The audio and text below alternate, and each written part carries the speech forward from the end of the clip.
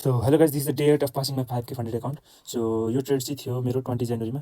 So यो दिन news थाहा चाहिँ केही थिएन, तर यहाँनिर के हो भन्दाखेरि प्राइस यहाँ माथि लिक्विडिटी स्विप गर्छ जस्तो लागिरहेको थियो। तर प्राइस चाहिँ के भयो भन्दाखेरि यहाँनिर जुन लन्डन लो छ, लन्डन लोसँग चाहिँ इक्वल बराबरको एउटा लो बनायो, बराबरको लो बनाएर चाहिँ सिधै माथि गयो। सो म चाहिँ यहाँनिर लिक्विडिटी स्विप हुन्छ र माथि लिन्छु सोचिरहेको थिएँ, तर यहाँ माथि नभएर इक्वल लो बनायो योसँग। सो मैले चाहिँ अब यहाँ चाहिँ टार्गेट राख्नको लागि चाहिँ एउटा बेटर प्लेस हुन्छ भनेर यहाँ टार्गेट राख्न सोचेँ। सो यहाँनिर चाहिँ लन्डन हाई लियो, लन्डन हाई लिएपछि अझै प्राइस माथि गयो। त्यसरी यो जुन इन्टरनल हाई छ, यो इन्टरनल हाई लिएर चाहिँ मार्केट सिधै यहाँबाट तल यत्रो लामो क्यान्डल बनाएर सिधै तल झऱ्यो।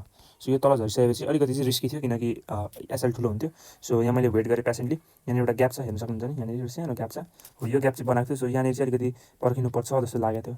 सो यहाँ चाहिँ पर्खेर मैले जब यो एउटा बियरिस क्यान्डल बनाएँ नि, यो एउटा डोजी जस्तो बनाएँ नि, यो डोजी जस्तो बनाउने क्यान्डलमा चाहिँ मैले इन्टर गरेँ यहाँनिर चट्ट पारेर।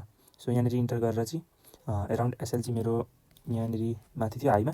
त्यस पछाडि टिपी चाहिँ 1:2 राखेको थियो, किनकि यहाँनिर अलिकति लो आएर हुन्थ्यो।